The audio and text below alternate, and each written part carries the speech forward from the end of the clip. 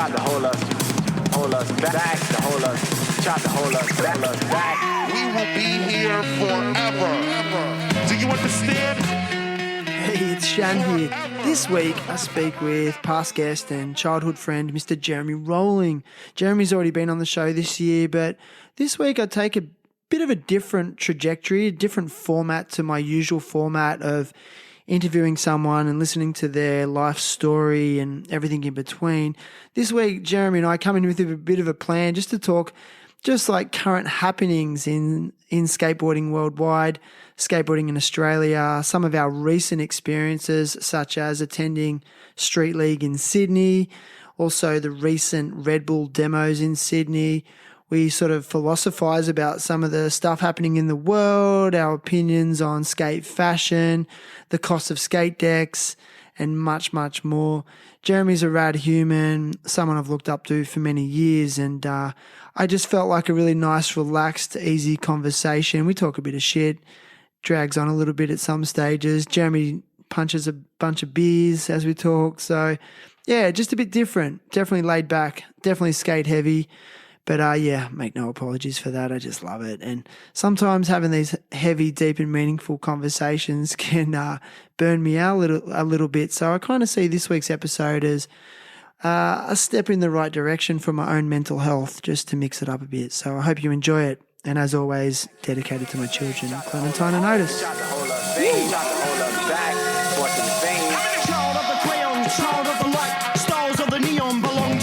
Destined to rock for eons, time doesn't exist. Shut those cataracts, capture the virtualist. Now, let's get back to what makes things seem forever, whether it's unseen, unheard, or it's 16 again. Not a bother, fill this old man river, kill a floor that gives all. Coming upstream, the quiver. I remember Zan Rowe interviewed him for a Take 5 segment on Double J a few years ago. She'd pre-recorded it and she said, okay, we're going to throw to this segment now. When she came back, she was just talking about how nice he was. She said it was like it was her uncle or something, and then she started crying on air, and it was like, it really touched her. So he seems like a cool dude. He actually went downtown in Newcastle here on the corner of Stewart Avenue and King Street. A local artist, Mitch Revs, painted a mural for Paul McCartney, like a Welcome to Newcastle thing, with some album cover art, a yellow submarine, heaps of other references from his songs and albums. On the Tuesday of the concert, Paul pulled up in his car, got out, met the artist. The artist gave him a paintbrush and he painted a smiley face. You'll see it on your way home, just after you go past the train lines, red light there on your left, you see a smiley face right near the corner. That's Paul McCartney. No way. Yeah, he signed at PMC. Also, the little window on the yellow submarine, he turned that into a smiley face as well. Kind of looks like a little clown or something. That's insane. Yeah, Paul came to New York. How old is he? He'd been in his late 70s. He's 82. 82. Killed it. Played for 3 hours. Yeah. I mean, what was the strength of his voice like? It was good.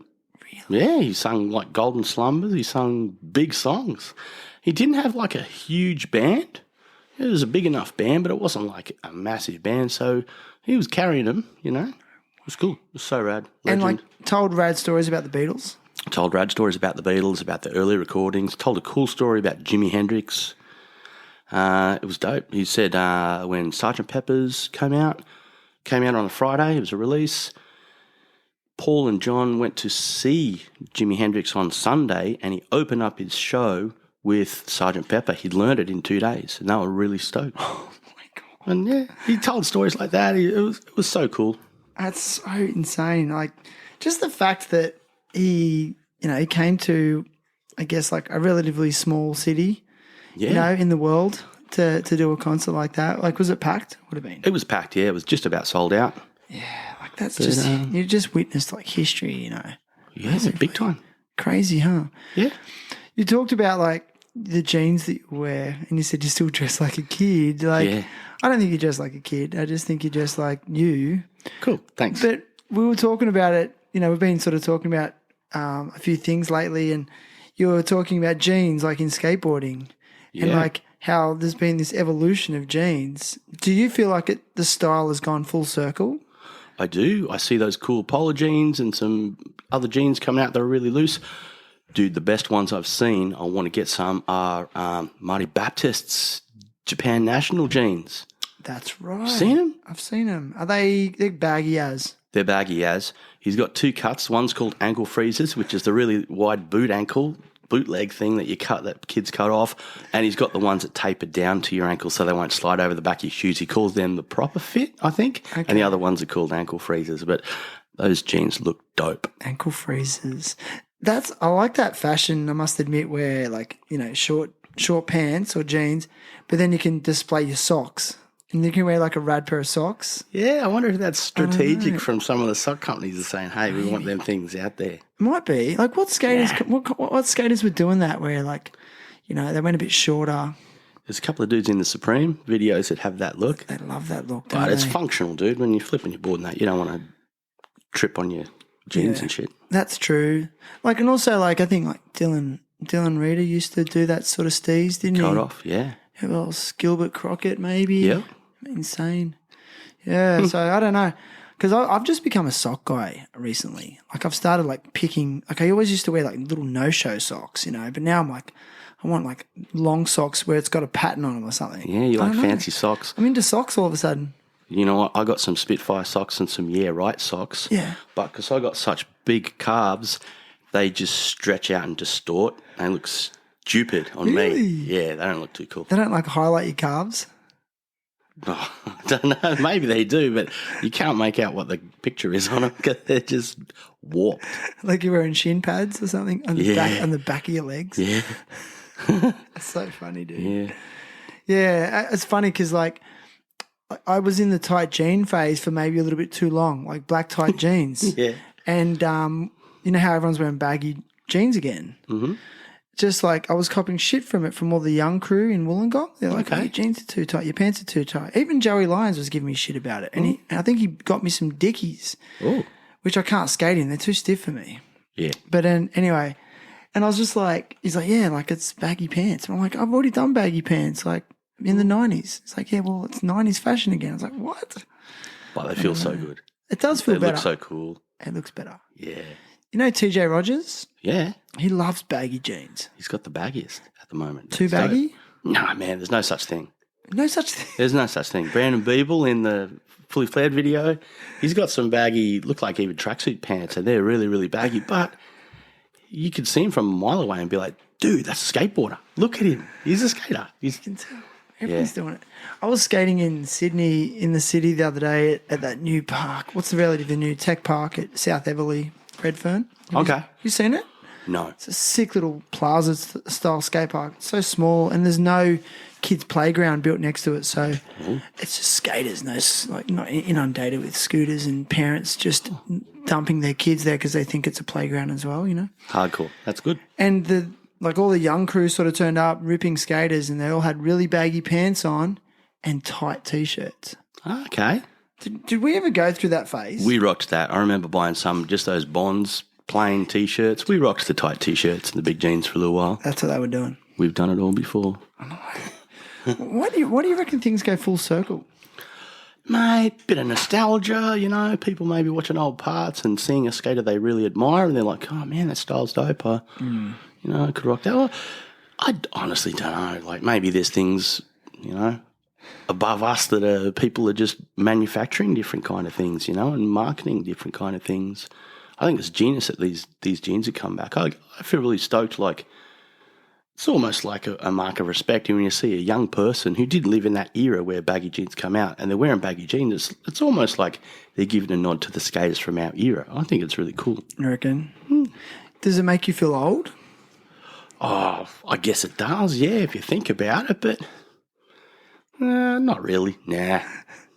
Are you at peace with your age? Dude, I guess I am. Apart from being too sore to really skate like I used to, yeah, I guess I am, dude. I don't sort of feel as old as I am, but yeah, I'm down, whatever. Yeah, fair enough. So I ask you that question because, I don't know if I am. Really? Well, I'm getting this underlying frustration because, my mind really is feeling very creative at the moment and have ideas for things I want to do on a skateboard. Yep. But then it's really difficult to translate physically, and I don't know, like I'm also finding like little injuries are just niggling and my shoulder's been playing up, so I can't even skate sometimes because my shoulder's sore. Every time I try to ollie, the pain of lifting my arm up, and Yeah. so That sucks. It's frustrating too, hey? yeah. But I've been seeing an osteopath. Have you ever seen an osteopath? Yes, I have. Dude. You like it? For me, I get the best results from an osteopath. Oh, neat. I think because like they take like a holistic approach to injuries, so they're not just treating the injury; they're looking at like what's, how the pain's being referred from other, issues with your body. It's really cool. Cool. I'm glad that it's working. I love it when medical things work. I hate going there and they're like, oh, I don't know what that is. Fuck off. I lose faith sometimes. Do I you? think, Jed, I've got this sore thing. Why can't you just fucking fix it? Because like you work a lot. You work hard, right? I do. I'm a stevedore, aka a wharfie. Yeah. Yeah, we do a lot of hard work, a lot of lifting stuff and climbing around. But like aside from like there's a bit of a physical strain on your body, like you feel like you're in pretty good health? Not really. Oh, really? No, like I guess I drink, I try and walk and get exercise and stuff like that. But when there's like a big pattern of work, and if I work like 7 days in a row, when the work drops off, I'll have 2 days where I do nothing. I'm just like flaked out. I'm like, oh my God, I just want to lay down. I'm so tired. I do. So yeah, The reason I ask, okay, just because I feel that my health has never really been the same since the vaccine. But also since all getting COVID, because I got COVID after I got the vaccines, and then I got COVID 3 times after I got it, after I got the actual vaccine. So, and I'm really noticing it. Like I feel like I'm susceptible to colds and flus more than I've ever been. Things like that. Like, do you notice anything like that? Dude, I had it about 3 years ago or something, and shit, for like 6 months afterwards, I was still like, man, when am I going to get better? When's this going to change? But I think now it's been so long, I can't really remember like how good I was before or how fucked I am now. Like but for at least 6 months, I was like, my lungs are fucked, I got reading glasses after I got COVID, and I used to pay people out with glasses. I was like, man, they're phony. Your eyes will get better if you don't have them. I thought it was, a scam, but nah, you need them. But I didn't even worry about them until after COVID. Then I was like, I can't read books. What do you mean you thought it was a scam? Like, Well, I just thought that you got these glasses and you think they're making you read better, but if you stop using them, your eyes will probably improve. That's what I thought. Interesting. But I don't know shit, so I was wrong. You just came up with that theory based on no medical evidence? No, based on nothing. I just thought, mate, why don't you just try doing nothing? Like, why don't you just strengthen your eye muscles and like work them out, strengthen them up? Like, that's right. I honestly just thought, no, mate, they're only going to make your eyes worse. Yeah, Look at them. Yeah, just But no, I was wrong.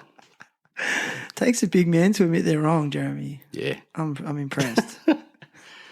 Because like same thing, like dude, like I'm starting. I probably need glasses, but I'm in denial. I'm like, fuck that. I'm not going to conform to being able to see shit. Like I'll squint and like even looking at my computer right now, I'm like, oh shit. Okay. But anyway, it's good. Yeah. It's good. I don't know. That was an observation. I've said the C word on the fucking podcast now, which means there'll be a blue warning now in the directories. Oh, wow. Yeah. AI, Didn't even man. notice you dropped that.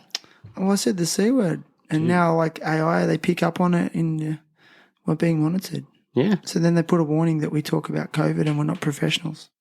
Dude, crazy. Ah, well. AI, you've messed a bit with AI, hey? Do you ever mess with it? I've never tried it. I've just started. Yeah? Well, cool, because I write a lot of bios for every podcast every week. And like I'm like, oh, well, I should just get ChatGPT to do it for me. But then I was like, and I did it once and I just didn't even like, and I'm like, that's not what I would write. Like, it's too polished. I don't like it. It sounds weird. So I've just refused, and it feels impersonal. So I'm just like, no, I'm not using that shit for my guests. Like I owe it to the guest to give them something personal. So I don't know. It's weird how good it is. Someone on Instagram put a thing up. It was a song that AI completely created from scratch. It was Drake and The Weeknd, and they had nothing to do with it, but this computer thing sounded like their voices, and it was a banger. It was a hook. Dude, it was so crazy. It's insane, right? Yeah. Well, like I know artists are using it to develop concepts. So if they've got an idea in their head, they just say, look, I've got this idea. I'm thinking of this with a bit of this. And then there's AI programs that will actually create the picture for them based on what it's been told. That's and mad. then they just paint over it like a stencil. Sid's used that before, right? Yeah, he talked about it. I'm just like, wow, is it killing creativity? Like, do you know what's going on in Hollywood? I missed all that stuff. Oh, there was a writer's strike, I think, because there's an actors' union and a writers' union. They just stood their ground. And I think it might have been overpay. I'm not an expert on it, but I think that they were standing the ground and striking because they want better pay and better conditions. But I was thinking just myself, like, they run the risk of some of these entertainment companies trialing AI writing, which you don't want, dude. But yeah, I think that's what it was about, maybe pay and maybe to try and put something in place to stop AI taking the jobs. Yeah, I seen some clip of, remember Fran Drescher from The Nanny? I do. Just going off about it at a conference, just speaking out about it. Fair enough too, like, you know, robots. Like, and like sometimes, like, because I would use Chat GPT, sometimes like Google. I'm like, oh, how do you do this? You know, and you type it in and it'll tell you, give you a list of instructions. Well, it's a useful tool. It's really useful for that. But then then it'll say something like, oh, did you like that response? Oh, yes, I did. Thank you. And then it responds to me, no problem, anytime. Can I help you with anything else? I'm like, I'm fucking talking to a robot here, man. Is this like the movie Her? Yeah, that's brilliant, by the way. I feel like Joaquin Phoenix right now. Yeah. Fucking hell. Did you ever say Joaquin when you first seen that name? I think I might have, yeah. Pretty ignorant when you say it, like, yeah. I feels ignorant. I did it. Yeah, okay. Yeah, you got to get the pronunciations right. So the H sound, I freaked out about that. Yeah, well, listen, man, let's talk about some skate stuff, dude, because we were talking about it. It's our favourite. Let's do it. Bit of skate news. Like, first on the agenda, for me personally, I want to talk about David Reyes. Yes, my war. My war on Thrasher. It was a war. Did you see it? He won the war. He did. Yeah, it was so good. Hard working, got it done. Now everyone thinks he's a hero, dude. It's worth it. So insane. Because I think he did that a while ago. Wasn't that? It was a while back. I think it was the start of the year. Okay. So they've only just produced the actual clip now. Yep. But yeah, 360 flip, frontside noseblind slide down clipper in San Francisco. How many guys? I think it was 7 visits. Visits with a couple of hundred tries each visit. Yeah, and he flew there every time. That's crazy. From LA, got on a plane, brought the photographers, crew, and then they got there at one stage and the photographer got jumped and got pistol whipped. That's right. Yeah, and took his camera. That's messed up, man. It's insane. Dude. And then when he actually made it, I loved it because it was in front of, like, there's a whole bunch of dudes playing like street hockey. Yeah. Yeah. They were reacting to it as well. They were like all cheering for him, yeah. Yeah, that's nice. I don't know, man. I got actually a little bit emotional for some reason when I watched it. I don't know. Just that level of determination. Yeah, you've seen all the efforts and all the tries he put in. Yeah. It's pretty good to see it pay off. And that clipper does not look skatable, man. It's so high, so steep, and it has like a little bit convex on the top. It doesn't look like anyone could sort of lock into, even a 50-50, it looks like it would sort of push you away a little, hey? Yeah, like it's a little bit rounded. Yeah. Yeah. Just a touch. Like it wouldn't lock in that easy. No. It's in good shape, though, because Gon skated that in the original video days, blind video, didn't he? Yeah. And what did he do down it? I can't remember. Oh, well, did he skate in blind He's video goofy. days? Dude, did he backside 50-50 or backside 5 out? I can't remember. We'll have to watch video days again, but goofy. He wouldn't have frontside 180 reverse. No, he wouldn't have done that. No. Oh, I can't remember now if he did skate it in the video days. Yeah, either way, it looks gnarly. They just had the bust or bail there as well. Yeah. The Thrasher one. Did you see that as well? Yep. Amazing. Mason Silver's just moved there to San Fran. He's skating clipper. Killing it, right? Yeah. Yeah. But, of course, it's been around so long, I'm surprised it hasn't got all big kink, like chunks taken out of it. No, no, Still right? pretty good. They might fix it from time to time. Yeah, it's so like it's become so significant, right? Like it's Yeah. almost like you got to prove yourself on there. Yeah. As a pro skater, you got to do something on there. It's like the old Hubble hideout, you know. You hear of someone doing something on it. You've got something to compare it to. You're like, oh, well, the best skater in the world only barely just backside nose blunted it. And for someone to do this next step up, there's a reference to it, hey? Clipper's the new Hubble. Dude, it is the new Hubble. Like it's kind of like their Hollywood 16. Yeah. Oh, El Toro, even though Toro. that's dead now, isn't it? Is it? They got the gate I up think the there's top. a Or something. gate, yeah. But yeah, I like those things where there's a history to it and you can compare. There's a real relativity to what people are doing on it. Yeah, exactly. that. Yeah, exactly. This comparison, right? Wallenberg. Yeah. Be cool to go on a skateboard tourism thing and just like not even to skate, just go there like on a nerdy bus and have a tour guide who's just a nerdy dude with a tie on going, this is Wallenberg. You may remember in this skateboard video somebody did a backside nollie heel flip down it. It took them 3 tries.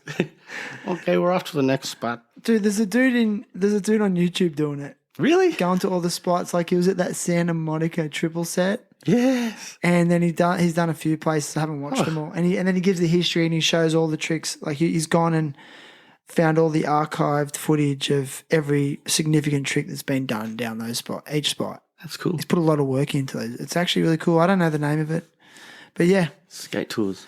yeah, it's really cool. I love that. Yeah, it's good. Like, don't you think it's funny now? We've been skating that long. There's like skate historians, It's like proper a skate business. historians. He's probably got that as a registered business, paying tax on it and stuff. Hey, Maybe, that's rad. but like it's like there's proper history now, like proper. Oh, yes, indeed. Yeah. I like that. But also, speaking of El Toro, did you see the clip about Chris Joslin battling the 360 flip down El Toro? Oh, I don't remember that. Haven't you seen it? Don't So think he battled it. He actually landed it, and then what happened was he landed it on the time he landed it. The one before he stomped it and then fell off. But when he stomped it, he bent his truck slightly Okay. because it's so gnarly and high. He actually bent his truck, and then the next one he did, he stomped it, landed it, and as he's trying to roll away, you can see his board just veers weird and fell off. Oh, And it's like, was it a make? Was it not a make? how long did you roll for? You know, how long did he roll away for? And he talks about it. He's just like, and he was like, it broke him so bad. He's just like, not doing it again. And I think now you said El Toro's finished, like you can't skate it anymore. Yeah. So may not never get the chance to do it again. What a shame. He's a legend. We saw him at Street League. I know. What do you think? I loved Street League. Did you? It was so exciting. It's so perfect. There's not a wasted moment in it. It's just so fast. Scores are up on the board after their run. It's good. Love it. Yes. I want to ask you though, like, okay, so that were the things you liked about it. What were some things that you found a little bit not so good? Our seats were really good. All the skate lineup was pretty good. Venue was sick. Yeah, the venue was sick. I thought it was a pretty good group of skaters. They weren't all hardcore comp skaters. There were some real good street rippers like Hoban and Joslin. There were some proper street dudes there. Sometimes I disagreed on the scoring a little bit, but that's normal, right? You know, Right. people are scoring. That's not AI scoring the tricks yet. Yet. Yeah. It would be so hard. Oh, I did not envy the judges at all. nah. But you got to help me because, like, I'm gonna just say it straight up. I don't watch Street League on TV. I'll glance at it and watch little bits here and there, but I don't watch it. I don't know why. It just doesn't engage me. Okay. I'm really glad I went to it and I really appreciated it. It was epic. Yeah. But I was a bit like, and when I got to Street League, I was so stoked to catch up with people. Oh, Like I was just talking. I wasn't even paying attention to the scores. I was like, oh, that was sick. That was yeah. sick. How does the scoring work again? Like, especially in the second part when they're doing their best trick. Yeah. So they get 5 attempts, is that correct? 5 attempts. I'm pretty sure the top 3, your 3 best scores, go towards your final score. And in the beginning, it's 2 runs, 45-second runs. I'm pretty sure it's 2 runs, and your best score counts. So, but you get some people, they might not make a run. So they get low scores and they might get 3 really good best tricks. Some people don't make anything, that's how it's scored as far as I remember. One thing that stood out for me, like in the girls' comp, which I really enjoyed, like I really loved watching the girls. It was unreal. I don't know why I enjoyed it so much. I think it was a little bit more unpredictable in terms of compared to the guys. Like the guys are just so good. You knew they were going to do something epic. So the girls, it was like, ooh, are they going to make it? Are they not going to make it? But they were. You know? Well, if you're unfamiliar with that contest, you wouldn't know how good they are. And I guess that level, like the level that Chloe and Reyes are skating at, that's a new thing, really. Like, it really is. Yeah, girls in skating doing kickflip front feebles down big handrails, like they've been doing it for a while, but it still seems like a pretty new thing, It does, huh? Yeah. So that was where I got a bit confused with the scoring. So Reyes, is it? Is that say her name? I think she might say Aisa. Aisa. Like she did a kickflip backside Smith grind down a rail. It was perfect. Yeah, and it was scored. But then Chloe Clavel beat her with the 50-50 kickflip out, right? Yeah. But is it because she also had a backup score, whereas that Racer, oh, shit, I feel bad for getting her name wrong. Yeah. Yeah. Did she not have a good backup score? Because I don't know, what's better, like a kickflip backside Smith or a 50-50 kickflip out? I don't know. Dude, that's one for the judges. I would go for the back Smith myself. But kickflip backside Smith? Yeah, but the Aussie in me is like, give it to Chloe. But, dude, they're both crazy, crazy tricks. How? So mad. A kickflip in or a kickflip out. I think I can't, obviously, I can't kickflip onto a handrail, but it's like, I think the understanding is that kickflipping into something is easier than kickflipping out of it or flipping out. I've heard some people criticise flips out of 50-50s and lip slides because you're kind of in a pretty stable sort of spot. Yeah. Even though I could never do that and I never will, so I'm not in any position to say, hey, dude, don't do that. And I liked watching that trick. It was dope. But I've heard some people in interviews say, nah, don't do it. Do it out of a tail slide or a nose grind or 5-0 or something. But, dude. She was on a round rail. And it was a round rail too. That's right. I can't even, because we were there, we watched it on the big screen. I haven't watched replay of it, but like it would be pretty cool to rewatch it and see if she like cross-locked it and how her setup for the flip was, like if she adjusted a little bit while she's on the rail. That, 13 years old. 13, just got on Red Bull. Insane. Yeah. But 13 and like dealing with that amount of pressure, I was just like, wow. Yeah. She seemed really competitive. Like I thought Reyes was a bit more laid back. Like Reyes won everything before. Yeah. She's incredible. I reckon when comparatively, when she's Nigel's age or like when she's at 21, I reckon she'll be better than Nigel was at 21. I'm saying that now. Okay. Like she's just a trajectory and the way the skating is, if something's already been done, kids just pick it up and do it. Yeah. Like 900s. Took Tony Hawk how long? 20 years to do a 900? Shortly after, a bunch of kids are doing it. Fucking babies are doing it now. Dude, some kids did back-to-back 900s the other day. Holy mackerel. Did you see that footage? No. Just was it Guy Curry? Excuse me? Was it Guy Curry? I don't even know. Like, this is the thing. I'm at the point where I can't keep up with the amount of content. Yeah. And the amount of amazing skating going on. It's like, it's too hard. It's going off. But back to those kids in the comp, like Chloe's really, really competitive. She was, air pumping and claiming tricks. She was into it. Reyes seemed a bit more laid back. And also, Reyes could have won that comp. I think she had 2 good scores. She might have had 2 bails in the best trick comp. She had 1 trick left and she was in second place only by 1.5 points. Yeah. She probably could have done front board and won the comp. She tried her hardest trick. She tried the kickflip front blunt down the gigantic handrail. Yeah. She could have made it. I'm sure she's made it in practice. But her pride, like if she was really competitive, she could have just been like, nah, I'm getting this comp. I'm doing this easier trick. I'm gonna make this and get it. Yeah. She stuck to her guns. She was, had her pride in the trick that she wanted, that she'd intended to do anyway, and she stuck with it. Yeah, tried the kickflip front blunt. Didn't quite so get that it. was the scenario. That was a scenario. If she landed that kickflip front blunt, she would have easily got a 9, and she would have won the comp by 10 points or something. Right. But she didn't gift it. She just was like, I'm trying the trick that I came here to do. Sick. Didn't work out. I love that. Silver medal. Yeah, see, I was distracted. I was watching it, but I was distracted. I was too busy talking to Cam about his new play. Yeah. He was telling me about it. The first ever dictionary. First ever Were dictionary. you allowed to talk about it? Yeah, man. It's going to be epic. I think so. It's rad that like we have a friend who's written a stage play. Pretty cool. And he worked on it for 7 years. Really? 7 years. So refined. I hope it goes to the West End and Broadway. I hope it goes all the way. We might make it to see it. He's submitted it to the...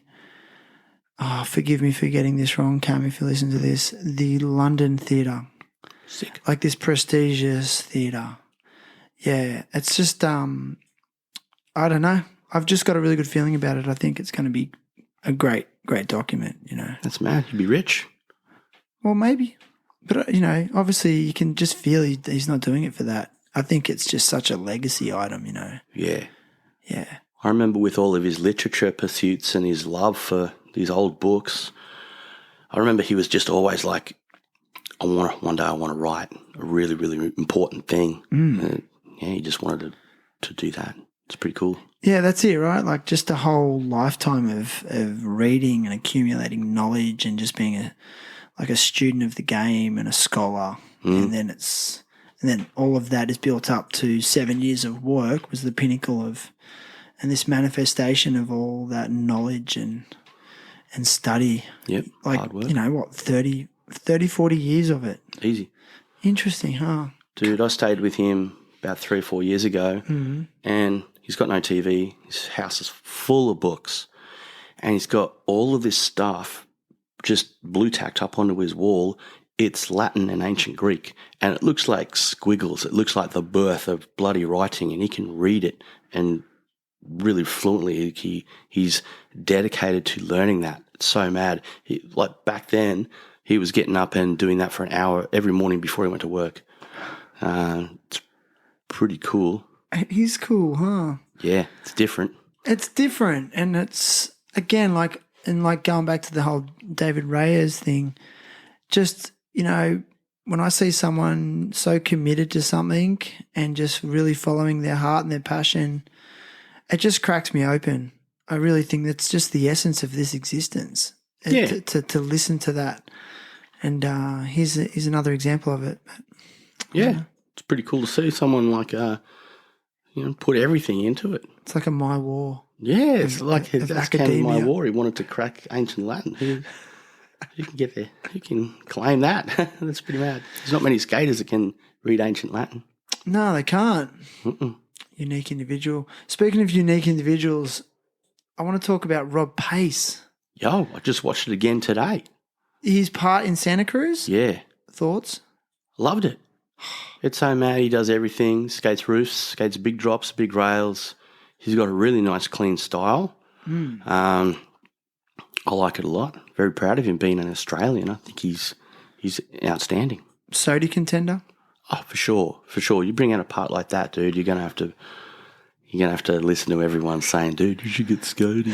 SOTY, you should be the skater of the year. Like, he's probably got people saying that to him all the time. I know people do throw the whole SOTY thing around pretty easy. That's right, man. That's right. Everyone's got an opinion about it. I love it. I think it's a really, really special. It's a really important thing. I love to see how much it means to people when they win it, when they hold up the trophy. Like, they earned it, you know, like it means something. It's a very, very special, important thing that it's not like an Olympic gold medal, even though I do love the Olympics too, but like people outside of skateboarding wouldn't understand what that dude with the shorts and the backwards hat means to the skateboard world. It's like it's just for us, you know. It's something that only skaters really understand. And for the skater himself or themselves, it's not for money, you know, and it's not generally not for fame either. Because I mean, I actually heard that he still works full time as a welder. Yeah, you know, 9 to 5, grinding it out, and then skating in his spare time. You know, it's just pure passion. Yeah, he's not even going to risk it for a biscuit. There's no biscuit. He's just doing it. Maybe there'll be a biscuit after that part. Jeez. It better be. Hopefully you get something for it. It's good. Yeah. SOTY. And that's what I do like about the street league guys. Like, I'm happy to see skaters making money. Oh, for sure. Like, it's so nice. Go. Yeah. Yeah. Yeah. No problems with skaters making a lot of money. No. Because any time they can get folded and they're wrecked. Yeah, that's it. Right? Make as much as you can. Like Letitia, driving around the Audi R8, seeing her castle. Dude. She got a castle. Oh, it's like just a giant house, you know. In California? Yeah. So she lives in California. She lives in Cali.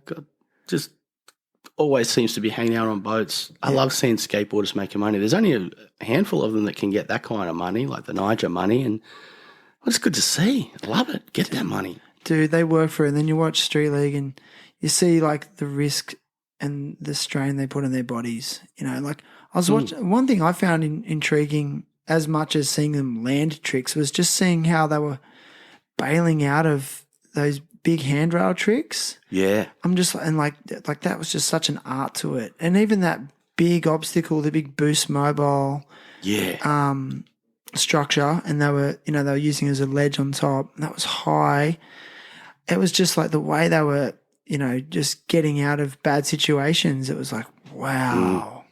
Oh, that big boost thing, like a big red hubba with a kicker out to it, a big gap. I loved being in the stands and being like a little bit away from it so that, to get that sound delay. Yeah. I loved hearing them clunk with their trucks or board on the thing, and then just the time it took after they grinded it until you hear their board hit the ground, it seemed like a really long time. Like, and being so far away, it's hard to judge how high it was, but the sound for me, it was like, it sounds like that's really high because there's such a long gap between when they hit the thing and then when they land on the ground. It was, I really got a kick out of just the sound of the skating. Yeah, and that auditorium was just perfect for it. It was beautiful, Like, nicely lit. Nicely lit, and like you could see everything so well, and like you said, hear everything well, and it was like a coliseum, and they were just like full gladiator pit. Yeah. We were there with our good friend Scott Morgan. His son was saying to me, like, this is a tennis place, right? They play tennis here normally. And he was saying, oh, what are they going to do with these ramps, Jeremy? What are they going to do? And I said, oh, they'll knock them down over the early, week and make it ready for tennis. I said, or they could just leave it there and just see what happens when the tennis dudes rock up on Saturday. They'd be like, what the fuck's this shit? That would be cool if they just left it. Like, fuck this joint, we're out. And the tennis comp's on and they're like, fuck. I'm just going to leave it. Because I was confused by the set. It was all modular, but it looked like some of the obstacles were concrete.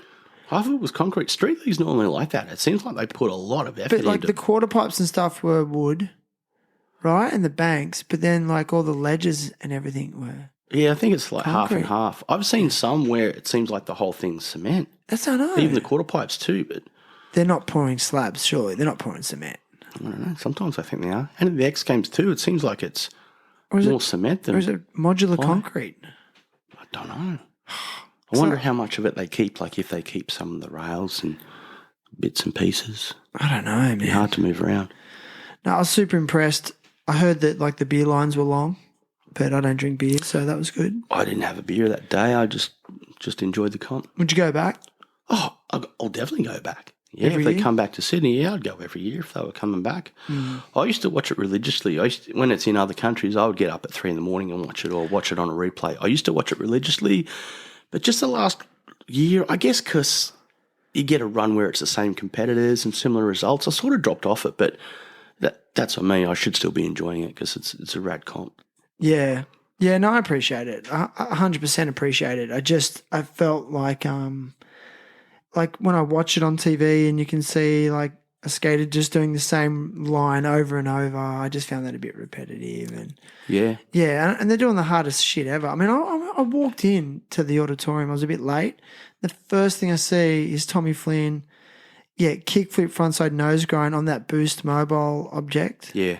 Just smooth as. I was like, that's the first thing I seen as ridiculous. I walked in. I was like, this is just stupid good. Yeah. Yeah, so I don't know. It was a good day. Definitely going to go back. And it is rad that Chloe Clavel won the girls section. And it was good to see Felipe. win the men's. That was cool. I loved seeing him with the flag draped around him. He was having the emotions. I didn't realise at the time, but he'd never won it before. I saw Niger. I think Niger had a post. He shared a picture of Felipe with his flag and his trophy, and he said, "So stoked for you, brother. We were only just talking about this the other day. I'm so glad that you got it." So that's the thing too. Like, remember in the Olympics, like just the camaraderie. Like, you might see other sports in competitive sports in the Olympics where the pole jumpers won't sort of be giving each other high fives if they get a good jump or whatever, or the sprinters are like that. They probably do, but I haven't noticed it. But the skaters are always pumped when their mates do well, which I think is really cool. And it doesn't seem like it's forced or fake. Like, it really does seem genuine. I think that's a really cool thing that every skateboarder should be proud of. And people outside of skateboarding that watch the Olympics and watch Poppy and the other girls carry that girl around. When I think in the last run she got bumped from 3rd to 4th, and she was pretty upset, it seemed. They carried her around, and that won like a sports moment of the year or something. There's pictures of it at the Olympic Museum in Switzerland, I think, or Sweden, I think it is. But like, people outside of skateboarding sort of came up to me and said, "Oh, gee, that was really nice to see those girls being so nice to their competitor. That's a really special thing." I was like, "Dude, that's what skateboarders are like." Yeah, I know, right? It really stood out. It did, yeah. It was a cool moment. Yeah, even the commentators were, like the non-skater commentators were talking about that at the Olympics. Just going, "Oh, it's amazing. They're so supportive." It's like, yeah, it's what we do. Yeah. Yeah, it's about the stoke. It's about the session. Yeah. Yeah. And then you got Kieran attacked that poor cameraman. That was the best. No, it was so cool, dude. He's a legend, isn't he? Did you see the edit we made of that I on didn't. YouTube? No. So when I interviewed Kieran, Ryan made an edit, and because Kieran talked about that situation where he hit the cameraman, knocked the cameraman over. Yeah. And then Ryan did the edit of Kieran talking about it, then edited in the actual clip. Oh, I think I did see that. Yeah, and it's just really cool just to hear it firsthand from Kieran. It was really funny. So rad. Bit of a highlight. Went a little bit viral. No, it didn't go viral actually. I don't even care about viral anymore. I don't even know how viral works.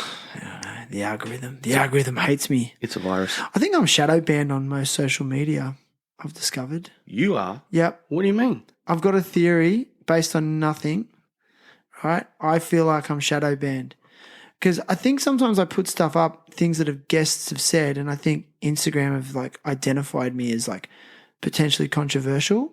And I've got this thing, like I get a certain amount of followers every single time, and then what happens is it gets to the same amount of followers every time. Yep. And then as soon as it gets to that, in the next few days afterwards, I just like it starts to lose followers, and then it drops down to about 10, 15 followers. And then it'll go up again, and I'll get to the same number and drops down again. It's bizarre. Like, so I'm just like, it's all control, fake. I don't place any value on Instagram or fucking Facebook anymore. Anything that's put on there is just all bullshit. Yeah. Yeah, I found that Instagram's changed a little bit lately. Like, I used to love it. It was just like opening up a skateboard magazine because I was just following skaters. Yeah. And it was like a really entertaining thing. But now I'm seeing there's more suggested things and weird things that I don't like. And I'm just like, man, this looks like Facebook. It just looks like it's full of crap. Yeah, it's just controlling the shit out of us, man. It's just like, and that's what it is. People are so entrenched in it and think that, they take it all so seriously, and things that people put on there. I just think everything on there is a joke. And if people are putting some kind of strong opinion or idea on there, I just think even that is it's fleeting, and the person that's posted that will probably even forget that's not really their stance on that thing. Then it was just their feeling in the moment, and then they posted it. Just has no credibility for me. No. It sucks when you hear about people getting cancelled because of something they said on the internet or social media apps. Like, they might say something like, dumb shit, but everyone says dumb shit. Like, you shouldn't lose your job or lose a movie contract or something like that or a sponsor because you said something dumb. You can come back and apologize and say, hey, dude, that was insensitive. I upset all of this group of people. Yeah. But, it seems like that's a weird thing. Yeah, like I called Alexander Volkanovski an animal in one of his posts in the comments, because there was a video of him getting out of a chokehold. He was about to get choked out, but he wouldn't tap out, And then he wriggled out of it. It was insane in his fight against Brian Ortega. And I just wrote Alexander Volsky, you're an animal, as a compliment. Oh yeah, You're wild. an animal. You don't give a fuck, Yeah. And my account got restricted for 7 days. Wow. That's inappropriate. Animal. Yeah, because it was offensive. Like I was calling him a name or something. That's weird. They completely misunderstood it. But this is the robots, man. The robots, they don't understand slang. No context. They don't understand context. Weird. It's the robots. The AI robots do it every time. They're onto you, mate. Do you reckon? Yeah. The robots are onto you. Watch it. I don't know. It's just the strangest time, I can ever remember in my lifetime, this world we live in at the moment. There's unprecedented, violence and hate and in the world and governments perpetuating war and also famine and all sorts of things. But then you write a comment on Instagram you're an animal, or you express a strong opinion about a political issue. Boom, cancelled. Oh, you're too dangerous. I'm Cancelled. What the fuck? And comparatively, last week there's probably some meth head somewhere that ate someone's face, and you're losing your job because you said something stupid on the internet. I know, people lose their jobs over Or it. losing your account, where some people use these social media things to make money, That's crazy. Yeah, the cough. You got the black lung, bro. Sorry, dude, I've been working in a dusty environment. I'm cooked. You're cooked. Well, listen, I want to talk a little bit about I want to get into how we're talking about Red Bull, how they're in Australia, and they've been doing demos around the city and stuff. Yeah. Dude, did you get to any? I didn't go to see any, but I watched some clips. Yeah. Did you see the Red Bull demo at Sydney Park recently? I didn't. No, I didn't. I saw the one at the big stair set, like a 12 stair or something. That was at Martin Place. Yeah. Yeah, so after the Sydney Park demo, a few of the pros went to Martin Place and just a full jam session going on, just impromptu. That's sick. Did you see some of the shit that went down? Just on the stairs, saw Chloe Cavell's gigantic heel flip. She heel flipped it. That was so good too. Perfect. But then some local crew were ripping, Ben Curry, nollie heel flipped it, in front of everyone. Yep. Just to nollie heel flip like that. I think it's a 10 stair. That's crazy. It's what? And then he also frontside 180 nollie kick flipped it. Nice. Pop shoved it. And then there's a kid from Wollongong, Orlando. He's a young kid. I've seen him grow up as a grom, and he's now turning into a young man. I think he might be pushing 17 now, 18. Okay. But he kick flipped it. And I'm just Sick. go Orlando. And he's the sweetest kid, just got such a nice heart and loves skating, and just watched him progress. And that's what I love about skateboarding. As we get older, you see all the kids getting better and better. Yeah. He's got some coverage now. He's done that in the clip. Yeah, Right. but he did it in front of the full crew, and Tori Pudwell's there. I think Felipe was there. He did it in front of all those guys. Jamie Foy. Dude, that would have been so sick. What a moment for him, eh? Yeah, that's really cool. So I was super stoked for him. Anyway. Nice.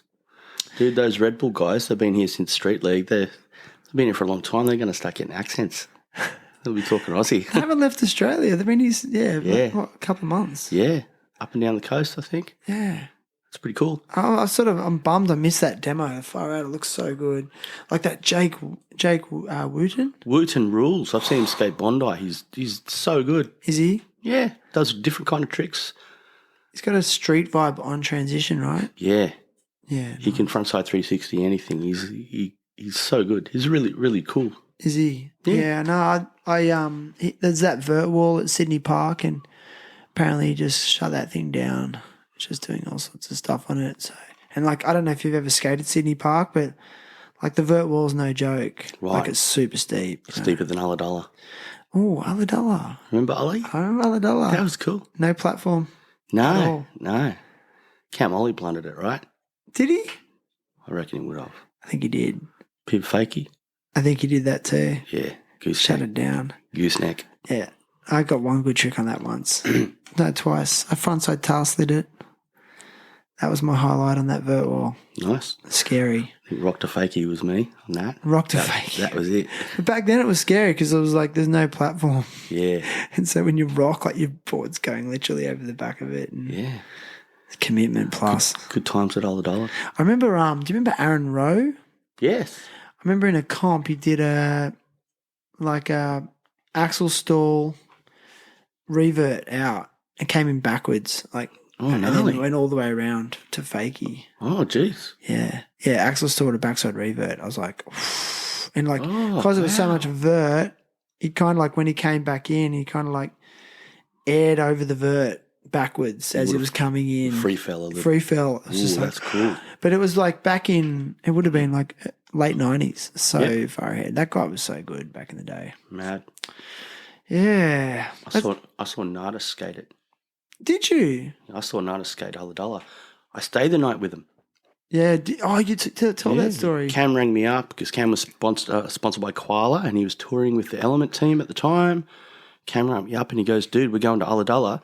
I asked Andy McKenzie. He said, you're allowed to stay in the cabin for the night because I had a cabin in $1. He said, dude, come down. You're allowed to stay the night. I told him that you're the big Nardis fan and, yeah, you're welcome. So I hitchhiked down there for an hour. Watched it was Kenny Hughes, Chris Markovich, Billy Pepper, Jeremy Ray, and Nardis, Tim O'Connor, that Dan Wolfie filmer. It was sick. It was cool. Mad demo. It was totally cool. And got to have a barbecue with him. Hung out. Donnie Barley was there. It was so rad. Got to meet Nardis. Said hi. I felt like a dork. Oh, hello, Mr. Nardis. Felt like a grom, but it was cool. Got to hang out with them. Had a barbecue. They were all pretty normal kind of dudes. Dude. What's Nardis do these days? Is he still a graphic designer for I think, graphic design and art, I think. Yeah. I think he was graphic designer for Quicksilver for a little while, 10 years ago or more. Do you reckon he shies away from media? He must. Because he hasn't really done much. I don't know. I don't know. You never see random interviews with him or anything like that. He doesn't pop up anywhere. Maybe he doesn't feel like he's relevant or something. I'm not too sure. But he's so significant though. He is. I don't know. Do you think he's as significant as Gons? Yes, indeed. They were neck and neck. Well, both of them kind of did Ollie the handrail around the same time. I think people give it to Gons, but I think they were both developing that at the same time. But with Nardis, it was more style. You could see someone like Costin was heavily influenced by Nardis just because of that style on a skateboard, the way he moved and a bit more flowy. Nardis is incredible, very important skater. He's very... I went skating in the city with past guest Sam Larkins and Ben Curry. Go and check out that episode, last week's episode. It was insane. I'll listen to it. It was dope. Thanks, man. Sam's such a good dude, and Ben as well. But we were just skating at Green Square in the city, mucking around, and there's a bollard type thing. Mm-hmm. And Sam ollied up and tried to spin around on it like Nardis on the... Oh, wow. And it was wow. And he was trying to do it, and it was all these years later, young crew, because Sam's only 25. Yeah. And he's still, there's the Nardis influence there, and he may not have even realised that was from Nardis. Okay. You know what I mean? It was just, he'd heard about someone doing that. Some people would never have seen that. Yeah, so. That's rad. I don't know. I just thought it was really cool just how deep that influence can go, It's really insane. Yeah, so what else we got on? We got a bit of a list today of things we want to talk about, man. Okay. What else do we have on here? Oh, yeah. You mentioned you were talking about how, the lack of skateboard deck inflation. Inflation. I was thinking about this a little while ago. The first skateboard you ever got, was $110? Yeah. What is it now? Nearly 40 even years. $130, between $110 $130, yeah. Yep. What is it now? Now, maybe 35 years later, you could still get a top quality skateboard for $110. Without a discount, if it's not discounted. Yeah. But it's so many boards are always discounted. You can always pick up a discounted board. Yeah. But back then, when we first started skating, you could get a can of Coke for 80 cents. It soon went up to $1, but it stuck on $1 for a while when we used to go skate downtown all the time. Now a can of Coke can be $3 or $4. Skateboards still the same. First pair of Airwalks you ever bought, I bet they're about $130. Yep. Guess what? You probably paid $130 for those shoes you got now. Yeah. Give or take. Yeah, but the 100, yeah, exactly. It's really interesting. Yeah, why? I honestly don't know. I've got no idea. Maybe if the inflation curve was like everything else, and maybe if skateboards are $180 now, maybe the companies are worried fuck, no one's going to buy one. Well, considering how long they potentially last, I think That's right. You could snap it as soon as you buy it, dude. yeah. Easy. But also, I think too, manufacturing processes have become more refined, so Yep. they're able to do it cheaper. And I think there's more offshore manufacturing happening in China. That's right. The boards we first bought were Cheap probably labour. made in America by Americans, but yeah, maybe if they're made in Asia and that, they're a lot cheaper. Yeah, I have heard it discussed before, but I think on the Nine Club, Schmidt, what's his name? Dr. Schmidt, friggin', what do they call him? Paul Schmidt, like Schmidt sticks, you know. But he's turned into like a crazy skateboard scientist. You know? He is. He's a master. I think he explains it in detail as to what's actually happening with that. So I don't know.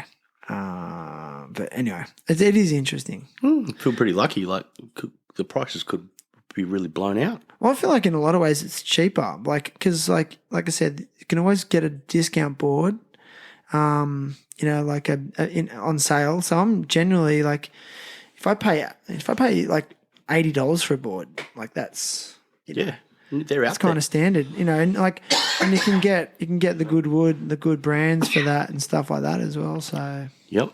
Well, that's pretty cool. it's interesting, hey. Yeah. So, I don't know. I want to also talk about. I've been watching a fair bit of skating on YouTube lately, and have you seen that Dylan? Forgive my mispronunciation. Is it Dylan Joab? Joab. I watched that today.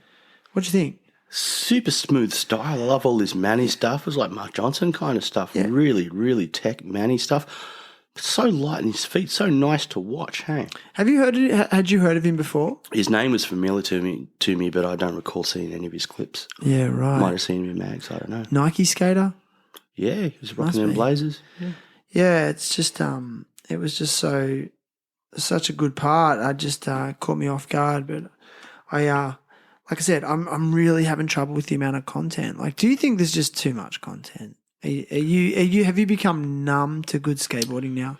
Not at all, no. It depends where you look. If you're watching everything, you might find there's too much content. But if you're just going to Thrasher, there's good stuff every week. You can keep up with it pretty easily, and you can trust what Thrasher puts out. So that's my go-to.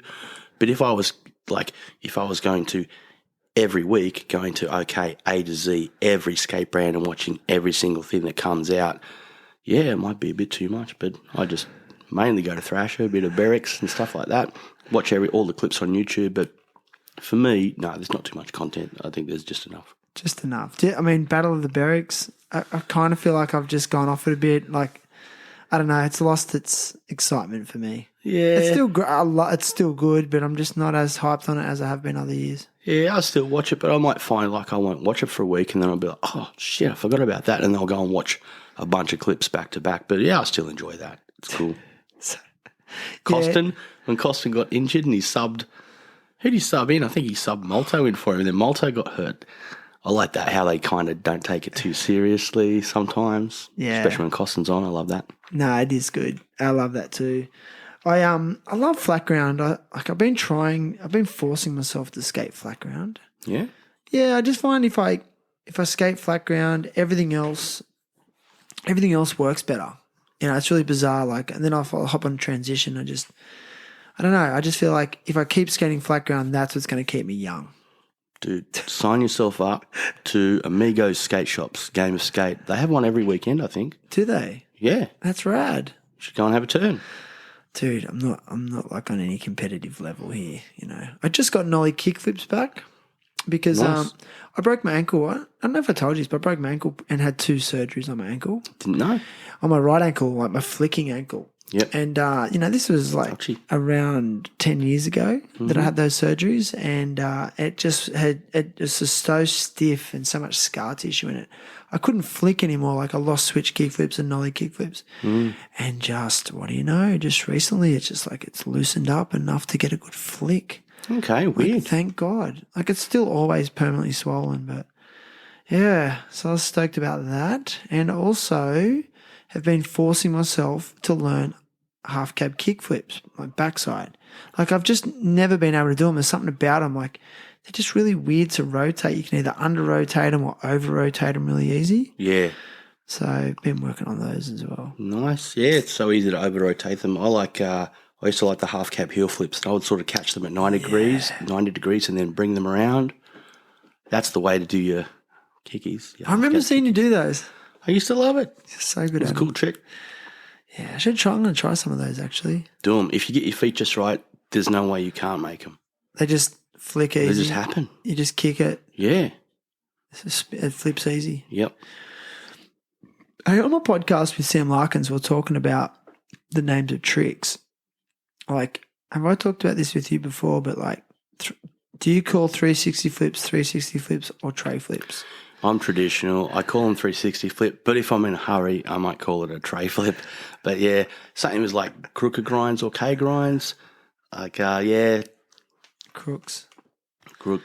The other debate we're having was like Ben did a on this ledge. He did a fake ollie, right, and then lands on his back. I'm not going to say what I think it's called. And lands on his back truck in a crooked position and grinds, and then pops out fakey. Well, that's a fakey ollie to 5-0.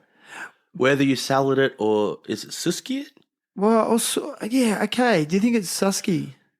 Susky. Do you think it's that like fakey ollie to Susky grind? Yeah, because you're oiling, and you mentioned this. I listened to this. They sound like nice guys too, Sam Ben. They sound like cool dudes. I listened to that today. And a funny thing, we'll come back to that trick. Funny thing though, because he's such a basketball family, I actually had like a couple of spare hours today. So I listened to that episode today and I had to watch the Lakers versus the Clippers.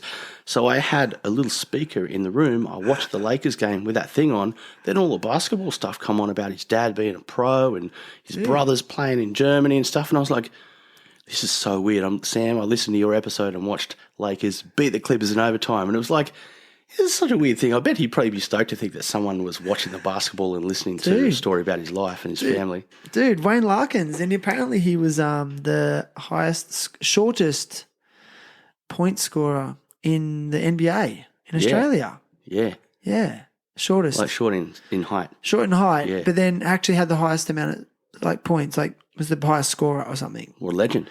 I know. And I remember him talking about Steph Curry too, being a shorter player, but like just changing the game with his skills, concentrated on shooting. That's dope. But back to that trick, I think the young fellas mentioned it too. Like if you're olling off the tail, you're going fake. You're not doing switch.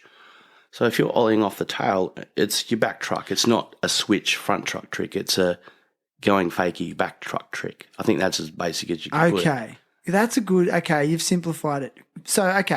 So if he was to land in the exact same position, but he'd ollied switch, then it's a switch frontside crooks. It's a switch frontside crooks. But because he ollied off his tail, it has to be fakey. So you're saying it can't be a fakey frontside crooks. It can't be a Doesn't make fakey to sense. frontside crooks. But if they want to be adamant and say, well, it is a switch crooks, then I would say, well, then it's a switch nollie to frontside crooks, but there's no such thing. It's just weird. But call it whatever you want. Even better, It's a switch nollie to switch frontside crooks. Call it fucking luck and grind. Luck and grind. Yeah, called it Sam Larkin to. Oh no, it was Ben did it. Oh, Ben. Oh, sorry, dude. Oh, Yeah, although Sam could probably do it. yeah. Yeah. Did you get a chance? I sent you that clip of Sam's B&E 3 part. That I clip. watched that. What'd you think? It was dope. He took some heavy slams. It's all Aussie spots, right? He didn't go overseas Brisbane. to shoot that. Oh, All in Brisbane. Brisbane, like Aussie spots seem like harsher. Like some of the landings are rougher, take more skin off you and stuff. Like the spots looked pretty hard, and he ruled. Took some slams, skated some really brave stuff. Because I knew he was a good skater and I've seen some of his stuff, but when I watched that part, I was like, oh, wow, like, how come this part hasn't been more popular? Yeah. Do you know what I mean? Like, I mean, he full, like, cab backside lip slid a 10-stair rail in that. Yeah, that was huge. Like, full commitment. Yep, and fast too. And fast. Yeah. And then he put up a clip the other day, just on his Instagram, just casual. There's a skate park at Mona Vale, the Mona Vale skate park, and they've got a big rail, you know, like street style, but a proper big rail down. I think it's probably about 8 stairs, but it's a round rail. it's thin and it's high, you know. And he backside tail slid it. I was like, really? And I've been there and I've looked at that rail and went, I would never go near that rail. Like I'm scared to even, you know, I'll use that rail to walk down the stairs and hold the rail as a handrail. I'm actually learning what handrails are for now. I'm using them the proper way. But I'm like, the fact that he did a backside tail slide down there, I'm like, dude. So scary. Like, just if you catch, say the heel of your sneaker touches that rail for a second, you're gripping. Pitched backwards. That's crazy. Like he did, like, was it him that did that slam where he had the brain bleed and that when he was doing a little bit of a backside set slide? That's all it was. Caught straight back. I did that when I learned front board. Oh, not that, but when I learned front boards, I was like, oh, front boards. I love doing front board slides. They're so cool. And then I did it on a bench at that junction court thing we used to skate. And I remember my wheels fully decked out on the top of the thing. And I just like straight back flop onto the ground. I was like, oh, man, front boards are fucked. I'm over him. Front boards are done. That slam from like the back tail or a back lip or a front board, that slam backwards, so scary. And it hurts. Yeah, there's some tricks that just do that. Like, I mean, even on mini ramps and especially vert ramps, you see a lot of skaters get unstuck with backside decker to backside revert. Yeah. You know, I remember seeing Wayne Taylor take a heavy slam on a vert ramp. Might have been at Vertex, and he's like backside decker and then backside revert, and because you're coming backwards and just locked up a little bit and just falling straight backwards. You know, something about it. I think Tony Hawk even talks about how he gets messed up on that. Okay. Do you ever listen to the Hawk vs. Wolf podcast? Dude, I listened to the Lizzie Amanto one because I wanted to see that slam and they saved it for that episode. Yep. I'll listen to that, but I don't think I've listened to many others of Hawk vs. Wolf. I love Tony, though, and I love that Lizzie one. I actually shed a tear when I saw that slam. Did you? I did. Like, I fully shed a tear. I was like, oh, no. Lord, she's gone through so much. Like, it really got me, man. Do you feel like with these people that we look up to, we watch so much of them, like, do you feel like you knew her? Like, was it happening to a friend? I met her at Bolarama. I got her to sign some photographs that I got. And, but all the skaters that I've never met, I feel like I know them. I feel like I know Costin, like I know his sense of humour and stuff, just because we've watched them so much and you like them. Yeah, you kind of do feel like you know them, especially with Lizzie, because I'd met her once at Bolarama, like it, you know, seeing her slam like that was pretty sad. You connected with her. Yeah. Yeah, I know what you mean. I feel that as well. Like when I was at SLS, like I really like Chris Joslin. Like from the time I've seen his Plan B part, his breakthrough part with that Plan B video. Yep. I really look up to him, and he was there, and he was doing autograph signings, and I just was like, oh look, there's my mate Chris. You know, he's just there. Sick. Fame is a weird thing, right? Fame's weird, man. Imagine being like super famous and the psychos that they would deal with. John Lennon, he got murdered by some weirdo in the street. I know, it'd be scary. In his hotel. Yeah, it sucks. One thing I'd like to know about Sir Paul McCartney after poor John was killed, I wonder if he started to distrust his fans. Like, I wonder if anyone that knew John, like Clapton and all of those really gnarly rock stars, I wonder if they sort of were like, ooh, got to watch out for these fans, dude. Like, you know, he was that guy, that dickhead that killed John Lennon, got an autograph like a few hours before. Yeah, right. Waited around when he come back. Fame is weird. Like, wouldn't it be weird sitting in your mansion in Hollywood and sending an assistant out to go and get you some takeaway food or go and buy you a pair of sneakers or something? Wouldn't that be fucking weird? Yeah. And just having all eyes on you everywhere you go. Dude, at Bolarama, Tony Hawk, walking down the street, he's got someone with him as like a guard or an assistant or something. Okay. As soon as he gets to the bowl, he's doing a radio interview, he's doing something for the Today Show, he's doing this and that. He doesn't seem like he really has a spare second. Then he has to warm up, he has to compete. Walking down the street, he's getting mobbed for selfies and autographs and shit like that. Pedro Barros, who's won Bolarama, who's probably going to win it that day, I saw him walking down the street. He walked down the street and there'll be a couple of skaters be like, yo, and that's it. He could just walk down the street. Same with Cab. Cab's a fucking legend. He's been pro forever. He's got probably a shoe that, you know, most people in the world have had a good look at. Walks down the street, just no mobs. He's just chilling. Some skaters might come and say hi, but Tony's so famous, dude. That video game. The video game. The game did it, man. That was a miracle for him. Mainstream. Yep.